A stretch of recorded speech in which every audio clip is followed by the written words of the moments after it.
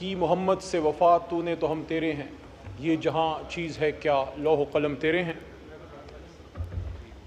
اس ایوان کو یہ اعزاز حاصل ہے کہ آج سے کم و بیش 50 سال پہلے جب فتنہ قادیانیت اپنے عروج پہ تھی، اس زمانے میں اس ایوان نے ذوالفقار علی بھٹو صاحب کی قیادت میں، جس زمانے میں مفتی محمود صاحب بھی اس ایوان کا حصہ ہوا کرتے تھے، اور جید علماء بھی، اور ہم جیسے عام سیاستدان بھی، اور اس وقت کے نان مسلم مائنورٹیز بھی، ایک قانون پاس ہوا، اور اللہ کے کرم سے اس کے بعد اس قانون میں قادیانیت کو اور قادیانیوں کو نان مسلم یعنی کہ غیر مسلم قرار دیا گیا، اور پھر اس ایوان کو تقریباً 50 سال بعد پھر یہ اعزاز حاصل ہوا کہ بالکل یونانیمس، مجھے یاد ہے وہاں بحیثیت پارلیمانی امور میں کھڑا تھا، اور یہاں سے جمعیت علماء اسلام، جماعت اسلامی کے ہمارے چترال سے ممبر ہوتے تھے، اور ایم کیو ایم کے ہمارے بھائی ہمارے ساتھ گورنمنٹ میں تھے، مسلم لیگ نون، پیپلز پارٹی، اور ہمارے نان مسلمز بھی جو یہاں موجود تھے۔ یونانیمس ریزولوشن پاس ہوئی خاتم النبیین صلی اللہ علیہ وآلہ وصحبہ وسلم کی، اور اس کے بعد یہ ایک فیصلہ ہو گیا کہ پاکستان میں جتنے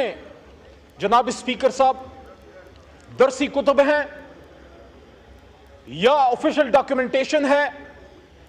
وہاں جہاں بھی حضور نبی کریم صلی اللہ علیہ وآلہ وسلم کا نامی آئے گا، ساتھ خاتم النبیین لکھا جائے گا۔ اور ہمیں بڑی خوشی ہوتی ہے جب ہمارے پرائمری اسکولوں میں، ہمارے ماڈرن ایجوکیشن انسٹیٹیوٹس میں ہمارے بچے جب درسی کتب وہ کھولتے ہیں تو وہاں حضور صلی اللہ علیہ وسلم کے نام کے ساتھ خاتم النبیین لکھا ہوتا ہے۔ یہ اس ایوان کا مشترکہ ایک اعزاز تھا جو آج سے چند سال پہلے اللہ نے ہمیں نصیب کیا، اللہ کے 100 ناموں کے نیچے یہ جو فیصلہ آیا ہے۔ اس کے حوالے سے میں سورہ احزاب کی آیت جو حامد رضا صاحب نے بھی پڑھی، میں دوبارہ پڑھنا چاہوں گا کہ ما کان محمد ابا احد من رجالکم ولکن رسول اللہ وخاتم النبیین وکان اللہ بکل شیء علیما۔ یہ بچوں کے لیے ہے کہ وہ اس کو یاد کر لیجئے کہ اللہ تعالیٰ گواہی دے رہا ہے، اللہ تعالیٰ اپنے قرآن عظیم الشان میں گواہی دے رہا ہے کہ جب ابھی آدم کی تخلیق نہیں ہوئی، کیونکہ قرآن لوح محفوظ میں آدم علیہ السلام کی تخلیق سے 4 ارب سال پہلے موجود تھا، تو حضور نبی کریم صلی اللہ علیہ وسلم کی ختم نبوت کی گواہی اللہ بزرگ برتر آدم علیہ السلام کی پیدائش سے بھی، جب ابھی تک کوئی ایک نبی بھی نہیں آیا، وہ گواہی دے رہے ہیں۔ اور حضور نبی کریم صلی اللہ علیہ وآلہ وسلم کی اپنی حدیث کا مفہوم ہے۔ ابو داؤد میں حدیث نمبر 4252 اور ترمذی شریف میں حدیث نمبر 2219، اور دونوں کا مفہوم یہ ہے کہ میرے بعد بہت سے ایسے، حضور نبی کریم صلی اللہ علیہ وسلم فرماتے ہیں کمی بیشی اللہ معاف کرے، میرے بعد بہت سے ایسے جھوٹے نبی آئیں گے جو نبوت کا دعویٰ کریں گے، لیکن حضور صلی اللہ علیہ وسلم نے کیا فرمایا؟ انا خاتم النبیین لا نبی بعدی،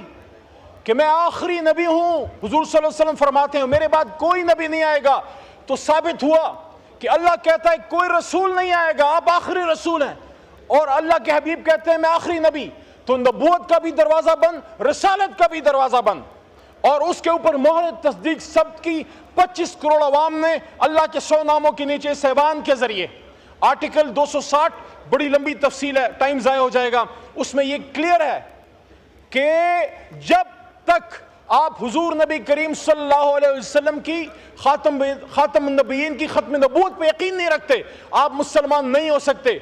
اور اب ہم نے اس کی حفاظت کرنی ہے، اور اس کے ساتھ ساتھ قرآن عظیم الشان کی بھی اللہ تعالیٰ نے خود اس کا بیڑا اٹھایا ہے۔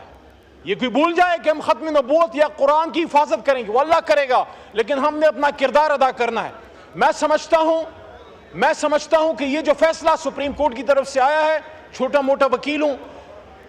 میرے خیال میں اس ایوان کو پرزور مطالبہ کرنا چاہیے اپنی سپریم کورٹ سے کہ سپریم کورٹ میں بھی ہم سے زیادہ غلامان رسول موجود ہیں، ان کو ہم سے زیادہ حضور نبی کریم صلی اللہ علیہ وسلم سے محبت ہے، اور ان کی ختم نبوت کی حفاظت کے لیے ہم سے زیادہ قربانی کے لیے تیار ہوں گے، لیکن اس فیصلے سے ابہام پیدا ہوا ہے. اس لیے ضرورت اس امر کی ہے جناب اسپیکر صاحب کہ جس طرح میرے محترم حنیف عباسی بھائی نے بات کی ہے اور جس طرح حامد رضا صاحبزادہ صاحب نے گفتگو فرمائی ہے اور جس طرح لا منسٹر صاحب نے بات کی ہے، میں بھی ان تمام باتوں کو سیکنڈ کرتا ہوں. سب سے پہلی بات تو تحریک انصاف کی طرف سے یہ کہنا چاہتا ہوں، کسی بھی صورت میں ریاست کے علاوہ، حکومت کے علاوہ کسی کو سزا دینے کا حق نہیں ہے. اگر ایک شخص کسی گناہ کا مرتکب ہوتا ہے، جرم کا مرتکب ہوتا ہے، اس کو پکڑنا، اس کو سزا دینا حکومت پاکستان کا اس کی ذمہ داری ہے، لیکن اس کو اس کی ذمہ داری یاد دلانا اس ایوان کا کام ہے. اور ایک آخری بات اور جناب اسپیکر صاحب، اگر چوک میں کوئی قتل خدا نخواستہ ہو جائے، اس پہ 302 لگتی ہے، کیا ایسا ہو سکتا ہے کہ ہم یہ کہیں کہ نہیں چار دیواری کے اندر ہو جائے تو پھر ٹھیک ہے؟ نو. اگر چوک پہ قتل ہے تو چار دیواری میں قتل ہے. اور سب سے بڑا گناہ، سب سے بڑا ظلم اس کائنات میں اگر ہو سکتا ہے وہ حضور صلی اللہ علیہ وآلہ وسلم کی ختم نبوت سے انکار اور قرآن میں تحریف کی کوشش ہے. جو یہ کوشش کرے گا، یہ ایوان، یہ 25 کروڑ عوام ان ہاتھوں کو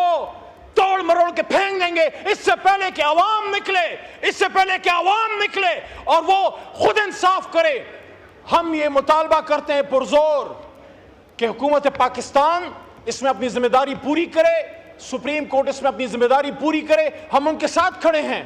لیکن جب تک اس کا رزلٹ نہیں نکلتا اور اس پہ قوم کو اعتماد نہیں ہوتا، تب تک یہ ایوان جاتا رہے گا. میری درخواست ہے کہ اس ایشو کو آپ اس کے لیے اسپیشل پارلیمنٹری کمیٹی بنائیے، اس میں سینٹ سے محترم ممبران کو لائیے، علماء کرام کو بٹھائیے، ہمیں موقع دیجئے، اور وہ پارلیمنٹری کمیٹی تب تک اپنی میٹنگز کرتی رہے اور تب تک وہ کمیٹی اپنی ڈیوٹی کرتی رہے جب تک سپریم کورٹ اپنے اس فیصلے پہ نظر ثانی نہیں کر لیتا.